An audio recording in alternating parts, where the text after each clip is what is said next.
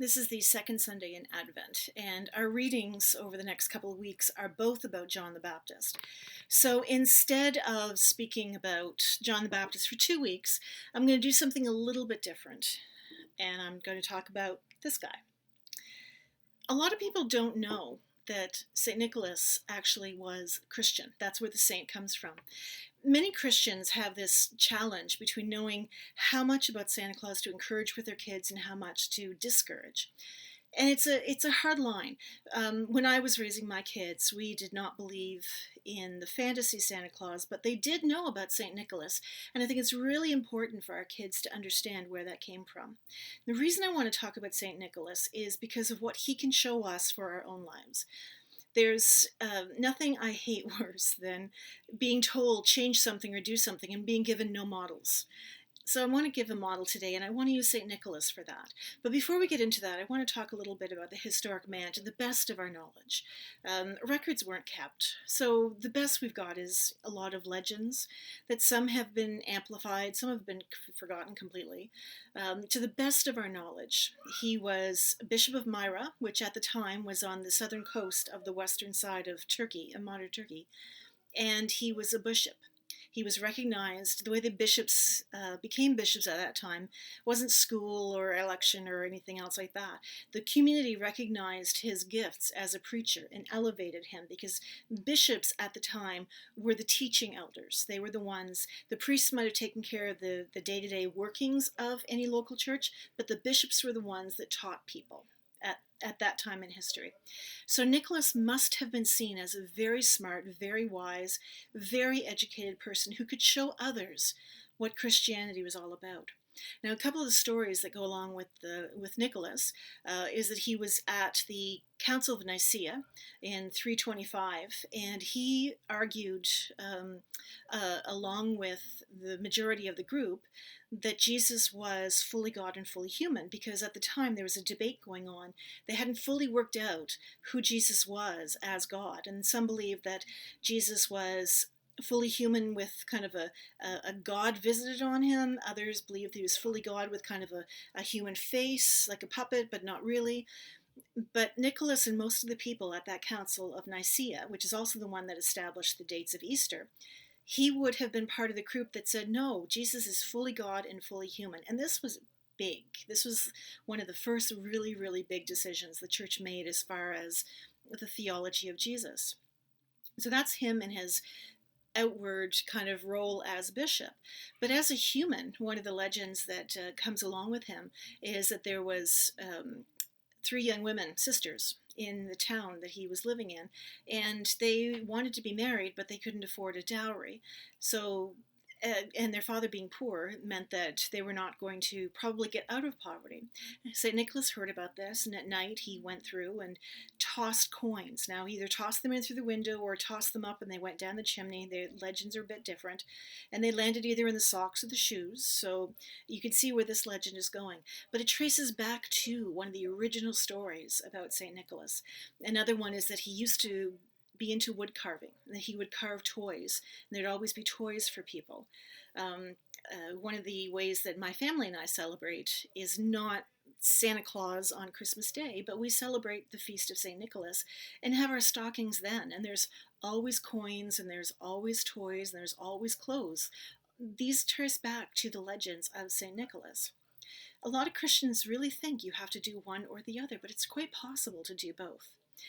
And St. Nicholas is a wonderful place to start. The church decided in the 70s that there wasn't enough actual proof to maintain St. Nicholas's status as a saint to be venerated. They couldn't verify any of the legends and the miracles associated with him. So he didn't lose his title of saint, just the church doesn't stop to pay attention to him specifically anymore, which is kind of a shame because St. Nicholas is connected with Christmas for a reason, and it has nothing to do with gifts and everything to do with his supporting the Christ child as a place of focus. And this is where I was getting at, how I want to do things that people, say things that people can work with, not just tell people to change and walk away.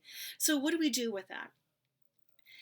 St. Nicholas held up the Christ child as something to be looked at and lauded. And one of the reasons that is significant is because in that time in history, People were very focused on the resurrection and the ministry and the life of Jesus, the miracles, the parables, and everything else. But Jesus as a baby, the birth narrative, incarnation, that really didn't get that much attention in the first couple of centuries. St. Nicholas was one of the people that helped it become a major thing in our tradition.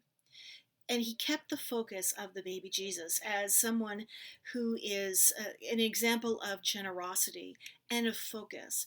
And this is where we start to look at how we can live the Christian life.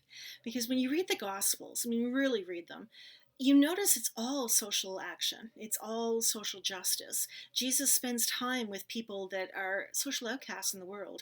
He cures illnesses when the medical establishment can't figure out how to. He tells the rich that, you know what, you're not going to benefit in the next world to come, in the new kingdom, the new community that we're building. You've had your fun here, so don't think you're destined for great things in your next existence. And those are some pretty hard words. But we know that, hearing that. And how do you do it?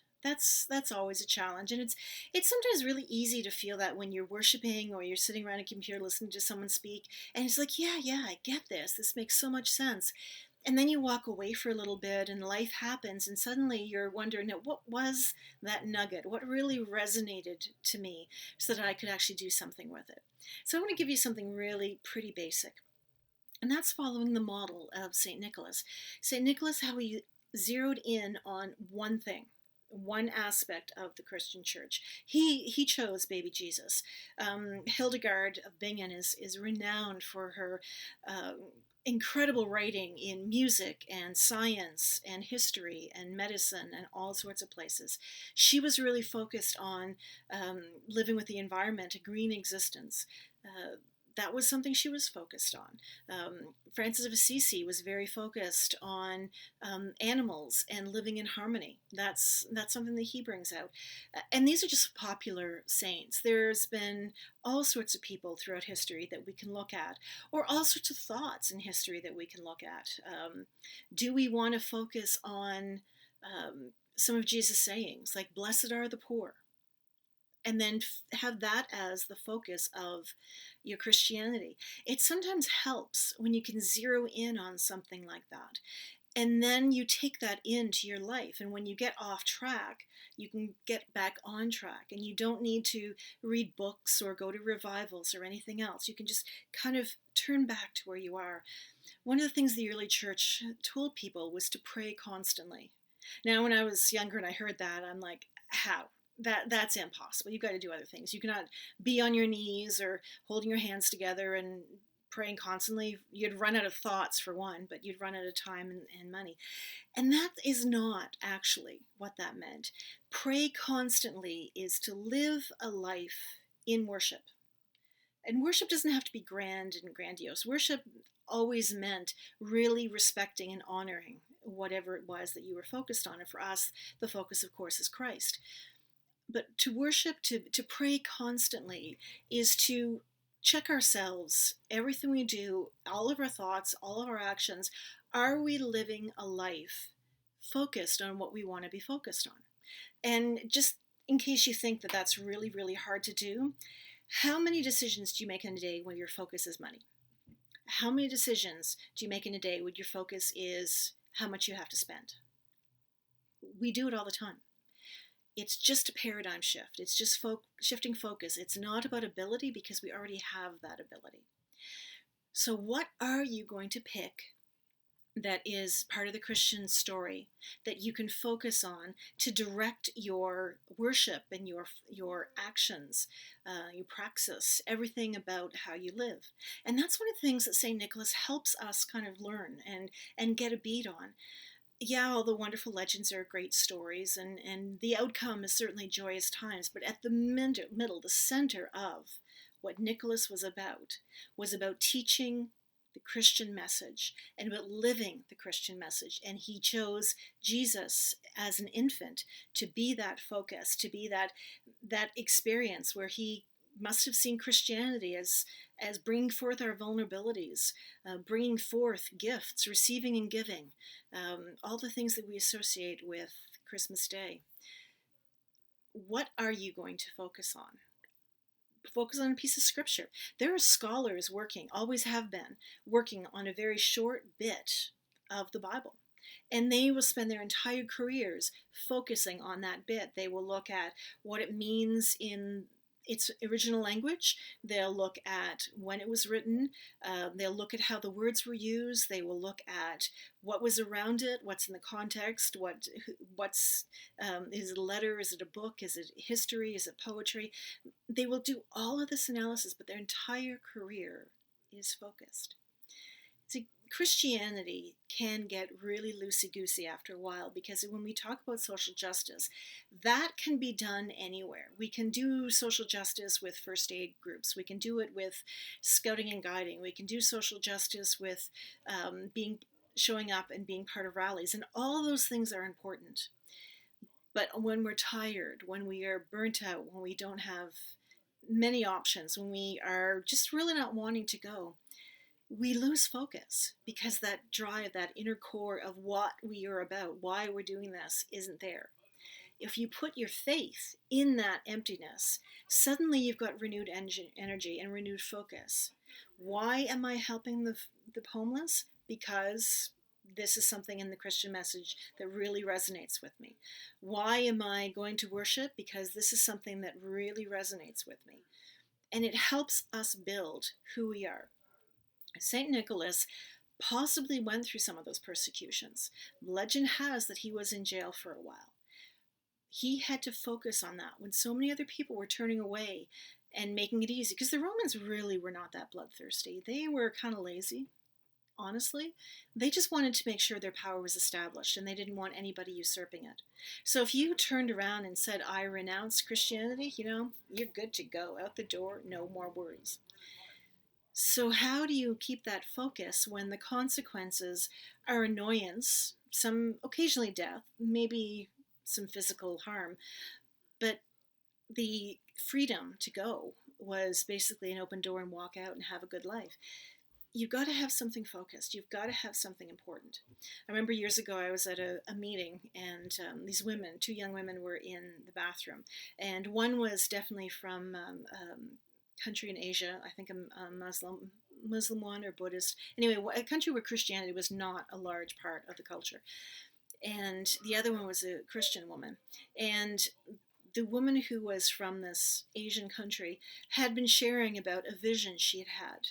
And when she was gone out of the room, the woman from North America, I'm pretty sure given her accent that she was from the southern states, started to cry, and it's like, well, why does she get a vision and I don't?